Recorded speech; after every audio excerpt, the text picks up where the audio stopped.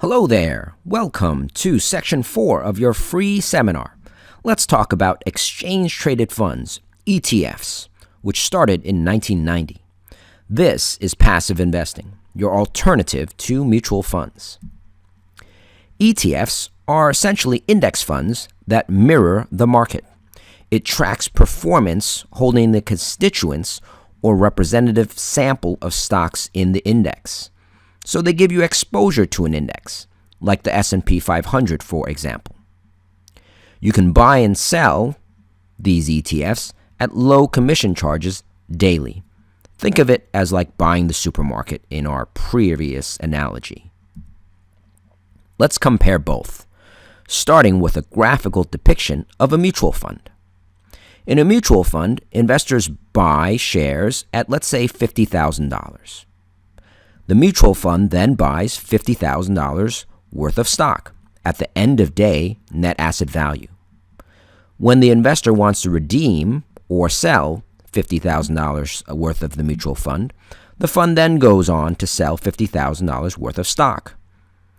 There are capital gains involved, and these capital gains are distributed to, guess who? The shareholders that pay the taxes on this turnover. With ETFs, for example, an investor might buy $50,000 worth, and it's traded daily. If the investor decides to sell or redeem the $50,000 worth of ETFs, the ETF itself actually redeems the shares in kind. They don't actually sell the shares off. So there's less turnover and lower capital gains. So there are some benefits that ETFs have over mutual funds. There are lower costs. Of course, there's no active management. There's no marketing or 12b-1 hidden fees. It's traded all day. You can buy on margin with limits. It's tax efficient, as we just spoke about. The holdings are transparent, much more diversified possibly, versus mutual funds.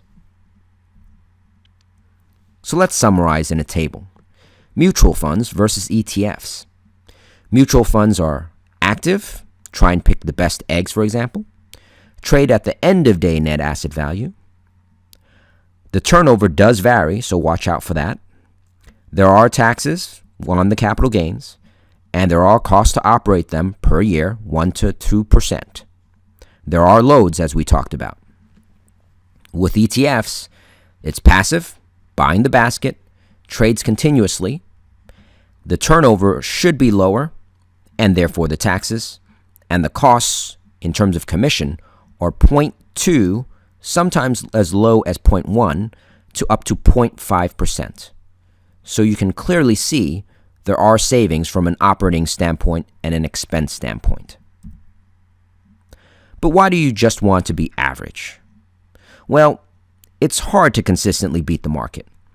There's only one Warren Buffett out there. The market does go up over time. And at 10%, that's not bad over a long time frame.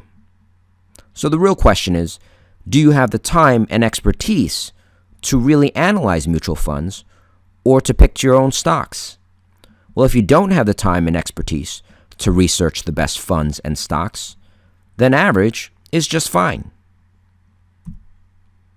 So investing for you, if you would like ETFs, is like buying the whole supermarket to get the average return of the stock market.